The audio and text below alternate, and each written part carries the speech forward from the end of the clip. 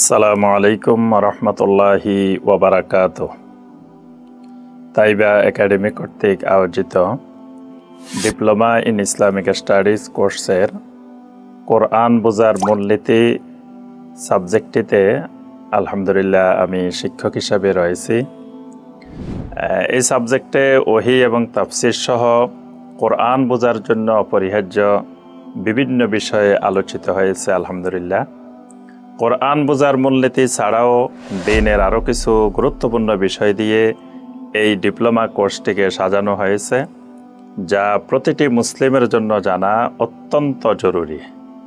কোর্সটিতে skill development বিষয়ক দুটি সাবজেক্টও রয়েছে, যা একজন মুসলিমের জন্য ইসলামী জ্ঞানের পাশাপাশি দক্ষতা বৃদ্ধির জন্য সহায়ক হিসাবে কাজ করবে ইনশাআল্লাহ।